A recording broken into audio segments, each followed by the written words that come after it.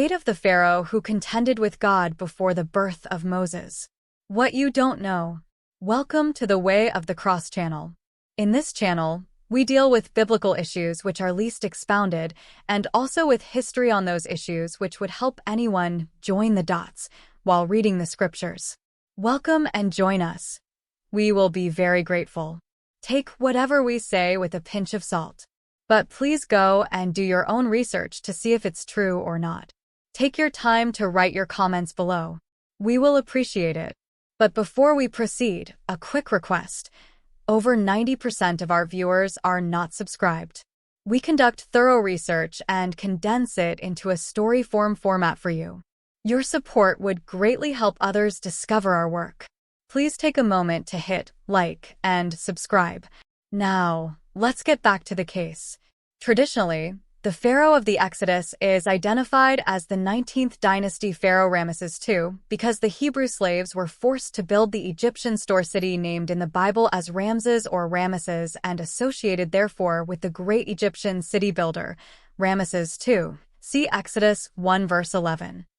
This traditional identification, however, does not take into account more recent archaeological evidence uncovered since the 1970s which shows clearly that it was the earlier city of Avaris, built on the same site as the later city of Raamses that was constructed by the Hebrew slaves in the Bible.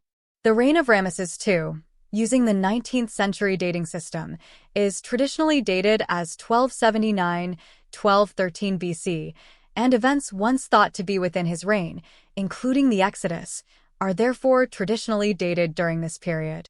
This, however, does not correspond to the dates suggested in the Old Testament where Solomon's temple, reliably known to have been built between 967-968 BC and 961-960 BC, is said to have been started 480 years after the Exodus from Egypt. See 1 Kings 6 verse 1.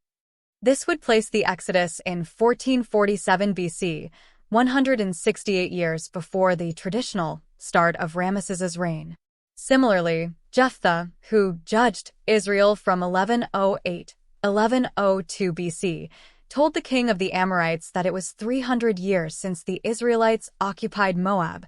See Judges 11 verse 26.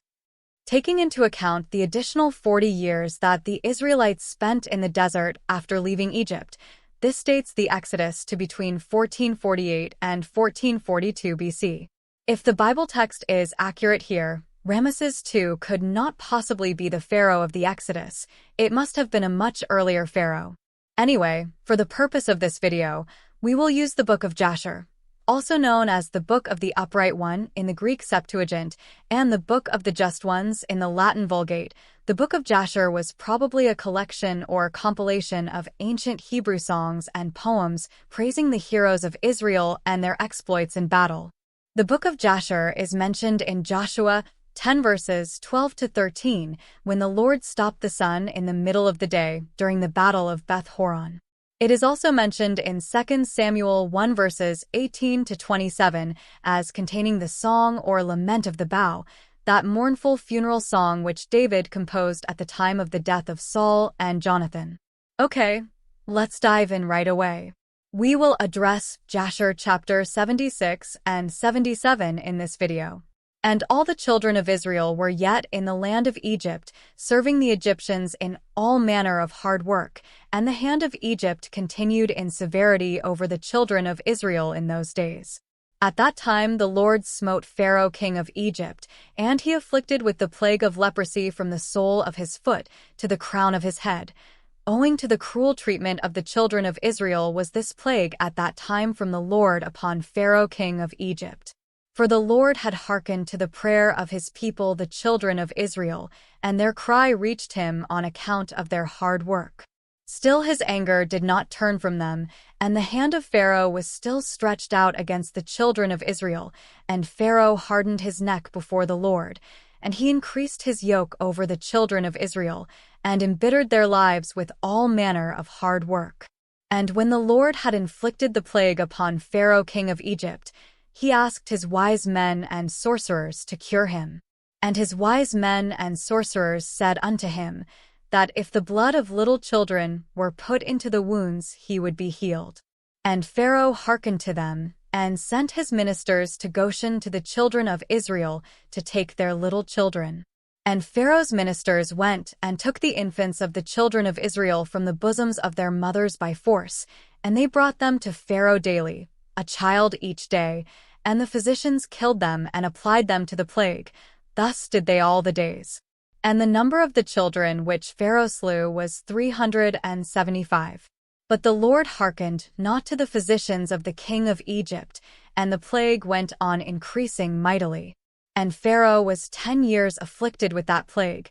Still the heart of Pharaoh was more hardened against the children of Israel. And at the end of 10 years the Lord continued to afflict Pharaoh with destructive plagues. And the Lord smote him with a bad tumor and sickness at the stomach, and that plague turned to a severe boil.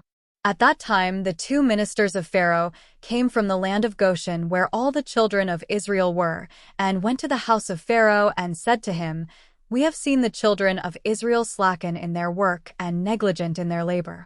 And when Pharaoh heard the words of his ministers, his anger was kindled against the children of Israel exceedingly, for he was greatly grieved at his bodily pain.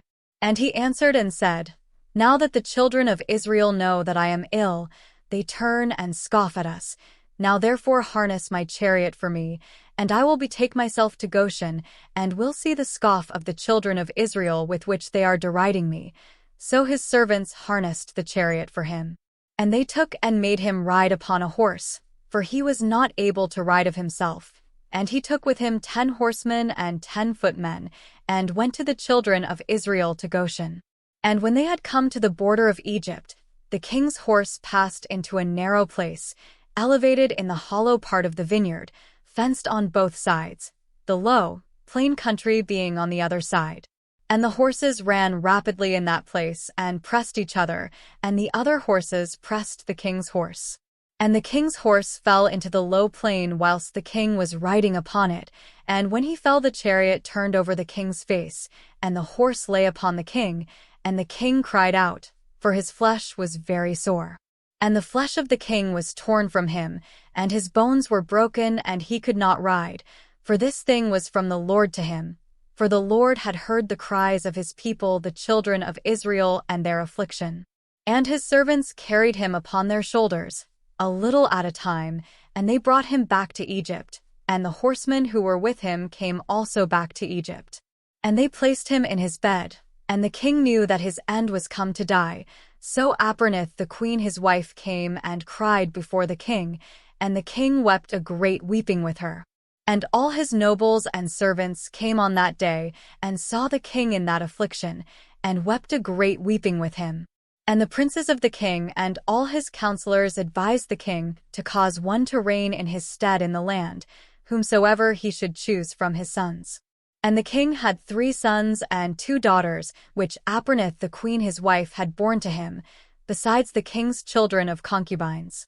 And these were their names: the firstborn Othri, the second Adikam, and the third Morian, and their sisters, the name of the elder Bathia and of the other Acusi. And Othri the firstborn of the king was an idiot, precipitate, and hurried in his words. But Adikam was a cunning and wise man, and knowing in all the wisdom of Egypt, but of unseemly aspect, thick in flesh, and very short in stature. His height was 1 cubit. And when the king saw Adikam his son intelligent and wise in all things, the king resolved that he should be king in his stead after his death. And he took for him a wife, Gedudah daughter of Abilad, and he was 10 years old, and she bare unto him 4 sons. And he afterward went and took 3 wives, and begot 8 sons and 3 daughters. And the disorder greatly prevailed over the king, and his flesh stank like the flesh of a carcass cast upon the field in summer time, during the heat of the sun. And when the king saw that his sickness had greatly strengthened itself over him, he ordered his son Adikam to be brought to him, and they made him king over the land in his place. And at the end of 3 years, the king died, in shame, disgrace, and disgust, and his servants carried him and buried him in the sepulchre of the kings of Egypt in Zoan Mizraim. But they embalmed him not as was usual with kings, for his flesh was putrid, and they could not approach to embalm him on account of the stench, so they buried him in haste. For this evil was from the Lord to him, for the Lord had requited him evil for the evil which in his days he had done to Israel. And he died with terror and with shame, and his son Adikam reigned in his place. Adikam was 20 years old when he reigned over Egypt. He reigned 4 years. In the 206th year of Israel's going down to Egypt did Adikam reign over Egypt, but he continued not so long in his reign over Egypt as his fathers had continued their reigns. For Melul his father reigned 94 years in Egypt, but he was 10 years sick and died, for he had been wicked before the Lord. And all the Egyptians called the name of Adikam Pharaoh like the name of his fathers, as was their custom to do in Egypt. And all the wise men of Pharaoh called the name of Adikam Ahuz, for short is called Ahuz in the Egyptian language. And Adikam was exceedingly ugly, and he was a cubit and a span, and he had a great beard which reached to the soles of his feet. And Pharaoh sat upon his father's throne to reign over Egypt, and he conducted the government of Egypt in his wisdom. And whilst he reigned, he exceeded his father and all the preceding kings in wickedness, and he increased his yoke over the children of Israel. And he went with his servants to Goshen to the children of Israel, and he strengthened the labor over them, and he said unto them, Complete your work, each day's task, and let not your hands slacken from our work from this day forward, as you did in the days of my father. And he placed officers over them from amongst the children of Israel, and over these officers he placed taskmasters from amongst his servants. And he placed over them a measure of bricks for them to do according to that number, day by day. And he turned back and went to Egypt. At that time the taskmasters of Pharaoh ordered the officers of the children of Israel according to the command of Pharaoh, saying, Thus says Pharaoh, Do your work each day, and finish your task, and observe the daily measure of bricks. Diminish not anything. And it shall come to pass that if you are deficient in your daily bricks, I will put your young children in their stead. And the taskmasters of Egypt did so in those days as Pharaoh had ordered them. And whenever any deficiency was found in the children of Israel's measure of their daily bricks, the taskmasters of Pharaoh would go to the wives of the children of Israel and take infants of the children of Israel to the number of bricks deficient. They would take them by force from their mothers' laps and put them in the building instead of the bricks, whilst their fathers and mothers were crying over them and weeping when they heard the weeping voices of their infants in the wall of the building. And the taskmasters prevailed over Israel, that the Israelites should place their children in the building, so that a man placed his son in the wall and put mortar over him, whilst his eyes wept over him, and his tears ran down upon his child. And the taskmasters of Egypt did so to the babes of Israel for many days, and no one pitied or had compassion over the babes of the children of Israel.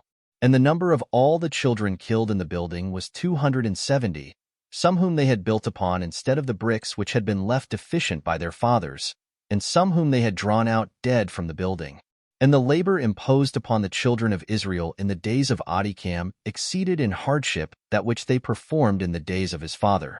And the children of Israel sighed every day on account of their heavy work, for they had said to themselves, Behold, when Pharaoh shall die, his son will rise up and lighten our work.